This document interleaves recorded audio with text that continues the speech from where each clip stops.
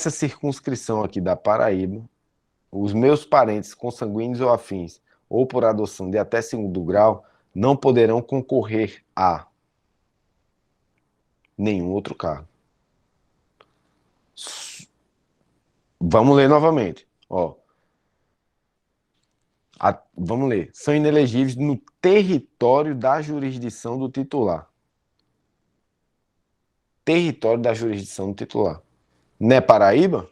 Então abrange toda a Paraíba. No meu caso, que eu sou governadorzinho aqui da Paraíba. Então, quais são os cargos aí que eu tenho? Senador. Eu tenho deputado, tanto estadual como federal. Eu tenho prefeito. Eu tenho vereador. Eu tenho isso tudo. Olha só que legal. Não é isso? É. O cônjuge e os parentes consanguíneos ou afins, seguindo, né, são inelegíveis no território de jurisdição titular. O cônjuge e os parentes consanguíneos ou afins de até segundo grau, ou por adoção do presidente da República, governador de estado, do território, Distrito Federal e prefeito. Somente cargos do executivo. Agora sai, Wellington. Sai daqui. Sai daqui. Tu não é mais governador, não. Agora tu é um super senador. Se eu sou senador, a partir daqui, tudo é válido. Tranquilo? A restrição é para cargos do executivo. Me dê um exemplo real disso aí? Dou, meus amigos. Dou. Volta à família Bolsonaro. Agora. Veja, o nosso presidente da República, ele é presidente da República, certo? Claro, o nosso Bolsonaro. E aí, antes do cargo eu tinha um filho.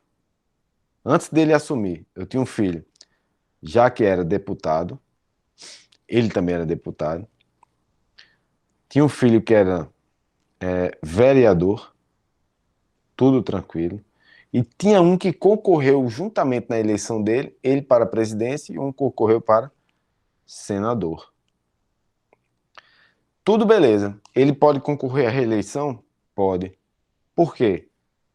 Porque ele já estava no mandato. Olha a parte final. Salvo se já titular de mandato eletivo e candidato à reeleição. Todos esses aqui, ó, podem continuar como estão. Exceto, vou até melhorar aqui, a situação do nosso amigo Carluxo. Não, perdão. Minto, ele é vereador ainda também. Desculpa. Aqui é outra situação, eu estou viajando demais hoje. Vereador. Ele não já é vereador? É vereador. Agora, olha que situação. Agora que eu era onde eu queria chegar. Entender isso aí? Vamos repetir. Com calma agora. Ele está no mandato? Está no mandato. Perfeito. Tem algum parente? Existe algum parente que já esteja no mandato? Existe. Então, esse parente que já está no mandato, ele pode se reeleger indefinidamente, no cargo de parlamentar, no caso, né? Se reeleger indefinidamente. Não vai gerar essa inelegibilidade reflexa. Do outro lado, do outro lado agora. Eu me elegi, né, como governador. Eu não tenho nenhum parente em mandato eletivo. Não tenho nenhum parente em mandato eletivo. Aí vem agora. Eu posso colocar um parente de segundo grau? Não posso. Porque ele não tinha mandato anteriormente. Certo? Agora, olha que situação vai acontecer na nossa república de bananeira. Olha que legal. O nosso querido amigo vereador, pergunta a vocês, ele tem imunidade? Imunidade sem ser material, né? Imunidade material na circunscrição. Agora ele tem. Participem aí no chat. Eu nem vi o chat hoje ainda. Tô tão... Ele tem imunidade, tem foro por prerrogativa de função? imunidade formal por foro? Não tem. Não tem. Olha só que legal. E o que vai acontecer na nossa república, talvez em breve? Real isso aqui. Nosso amigo Carluxo, vai ser processado pelo STF. Tudo leva a crer que aquele inquérito da fake news vai chegar nas costas dele. Tudo. Olha o que vai acontecer agora. Se ele quiser o foro por prerrogativa de função, ele não pode concorrer à reeleição. Ele já era vereador, ele pode concorrer a vereador. Ele não pode concorrer nas próximas eleições agora que vai ter nesse ano a deputado federal, por exemplo, para pegar o foro por prerrogativa de função. Porque o pai dele agora é presidente da República. E na circunscrição, que é todo o território nacional, ele não pode eleger agora, salvo o cargo que ele já pertence, que é vereador. Se ele quiser o foro por prerrogativa de função, nosso querido amigo aqui vai ter que deixar de ser presidente, por exemplo, 6 meses antes, ir para um cargo, por exemplo, de senador. E aqui nosso amigo Carluxo poderia ser deputado federal e pregar o seu tão desejado foro no STF. Que aí o STF não tem aparelhamento para fazer ação penal, né? Muito difícil lá. Aí rola o tempo que for. Entender aqui esse quadrozinho. É bom que deu para colocar um exemplo bem claro para vocês sobre essa inelegibilidade reflexa. Pessoal, alguma dúvida sobre essa inelegibilidade reflexa aqui? O silêncio concentra para mim, tá? Não ouve mesmo, eu toco o baile. Perfeito. Sigamos. Quanto aos militares, gente. O militar alistável é elegível, né, atendido às seguintes condições. Se contar com menos de 10 anos de serviço, deverá afastar-se da atividade. Agora, se contar de mais de 10 anos, o que vai fazer? Ele vai ficar agregado. Ele vai se candidatar, vai ficar agregado, e quando ele, se for eleito, ele automaticamente vai, no ato da diplomação, ele vai para a reserva, certo? Reserva remunerada, inclusive. Olha só que legal. Então você está dizendo, Hélio, se contar com menos de 10 anos, ele vai para a inatividade. Vai. Ele é reformado, certo? Com mais de 10 anos, ele fica agregado. Se eleito, ele vai ser reformado. Reformado com o proporcional, certo? Ao tempo de serviço dele. Aí vai pela lei militar. E, gente, isso aqui é extensível aos militares estaduais. Perfeito, simbora. A lei das inelegibilidades, né? Lei Complementar 64 de 90, alterada pela Lei Complementar 135 de 2010. Vamos lá, ó. O nosso parágrafo 9 diz o seguinte: Lei Complementar, e essa lei complementar é essa aqui, estabelecerá outros casos de inelegibilidade, além do previsto no artigo 14, parágrafo 3º, a fim de proteger a probidade administrativa, moralidade para o exercício do mandato considerada a vida pregressa do candidato, normalidade e legitimidade das eleições contra a influência do poder econômico, o abuso do exercício de função, cargo ou emprego na administração direta e indireta. Perfeito. Aqui ele só está dando uma orientação para o legislador. Aí, perfeito. Veja, fizeram essa lei, a Lei 64, número 90, tudo bem certinho. Só que em 2010, eu tinha falado para vocês que, por iniciativa popular, fizeram a lei da ficha limpa, dando uma carga na lei de inelegibilidade, que é a 64/90. Perfeito. Aí vem uma discussão. Olha só que legal. A lei, essa leizinha aqui, poderia ser aplicada retroativamente. Por quê? Por que você está dizendo isso? Eita, desculpa aí. Por que você está dizendo isso aqui? Porque aqui teve um plus, pessoal.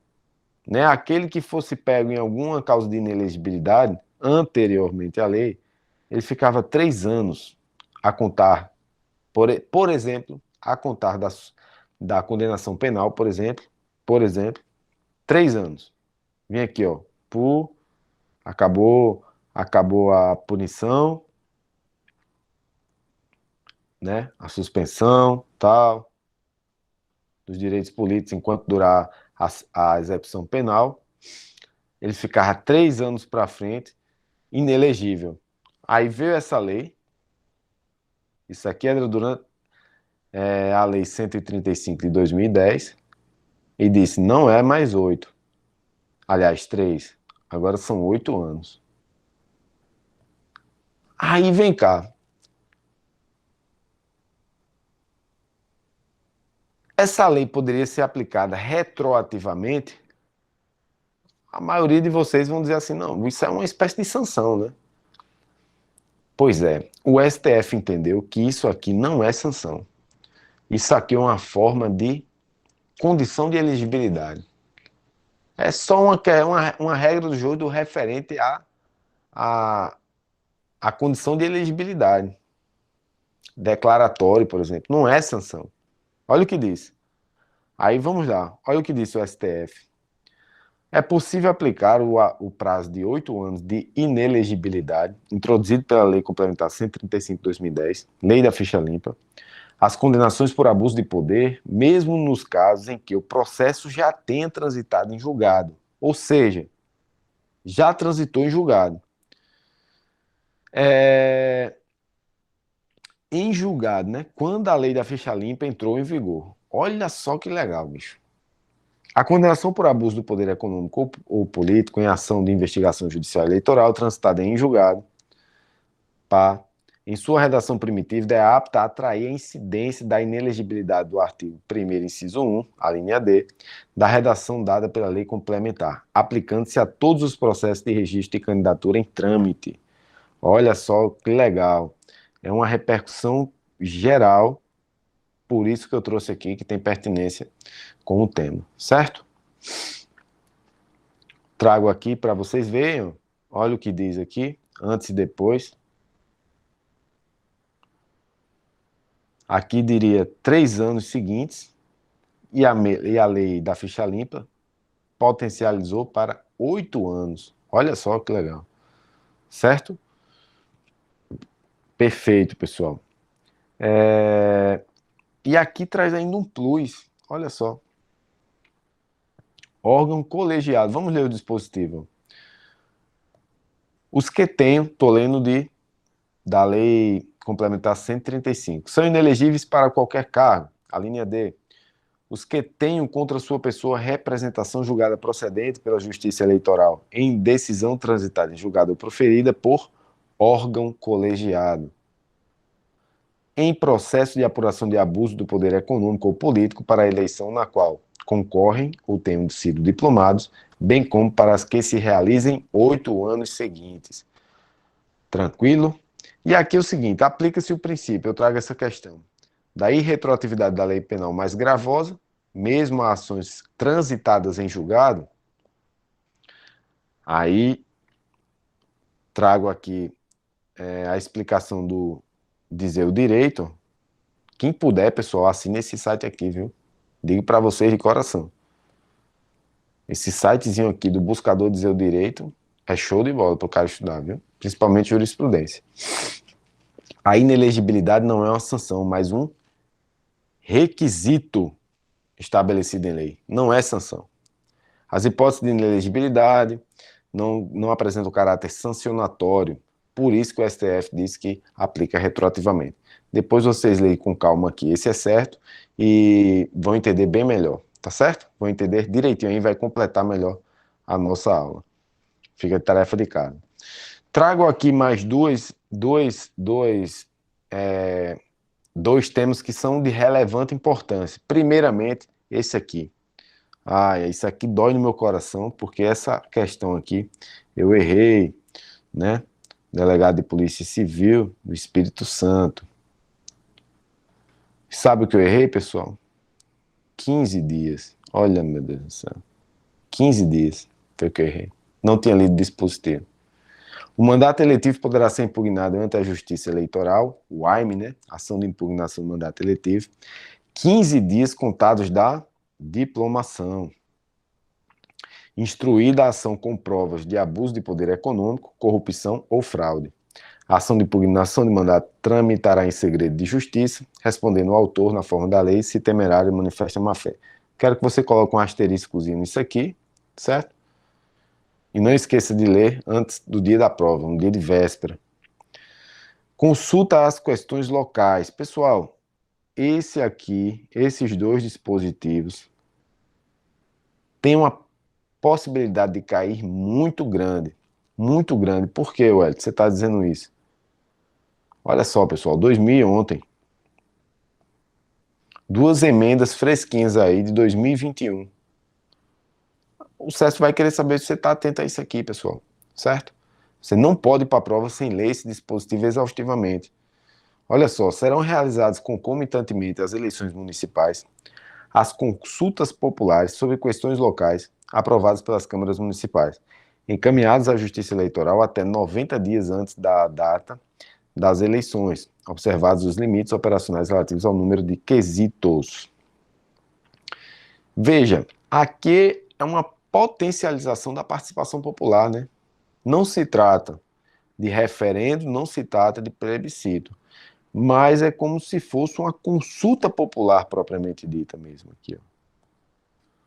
Uma consulta popular. Questões relevantes locais, locais quando diz municipais. Agora o que vai acontecer? Vai ter a ocasião que você vai votar nas eleições para prefeito e vereador, e junto àquilo vai querer saber sua opinião a respeito de determinado tema, determinado assunto. E como é que eu vou ficar sabendo, Wellington, desse determinado tema? Como é que eu vou estar por dentro das discussões? Está aqui no 13, ó. As manifestações favoráveis e contrárias, ou seja, as discussões, as questões submetidas às consultas populares nos termos do artigo 12, do parágrafo 12, desculpa, ocorrerão durante as campanhas eleitorais sem a utilização de propaganda gratuita do rádio. Sem. Cuidado nisso aqui, viu? Cuidado, cuidado, cuidado. Sem a utilização de propaganda gratuita do rádio na televisão. Gente, isso é um fomento à democracia. Essa é uma emenda que você tem que aplaudir, né? Você vai ter a possibilidade de debates em que determinados temas pelos candidatos vão ser levados em conta e depois, na hora lá, por exemplo, ele apresenta um plano de governo dentro do seu município, traz temas geralmente polêmicos. Vou dar um exemplo aqui de João Pessoa, mobilidade urbana. A gente tem que discutir mobilidade urbana.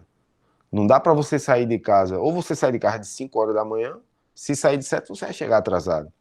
E o pessoal que sai, por exemplo, para trabalhar, vou dar um exemplo aqui, né? Pessoal mais de forma assim, mais distante dos locais de trabalho, por exemplo. Pessoal que mora, por exemplo, em Mangabeira, tem que correr uma distância até mais ou menos Shopping Manaíra ou centro da cidade.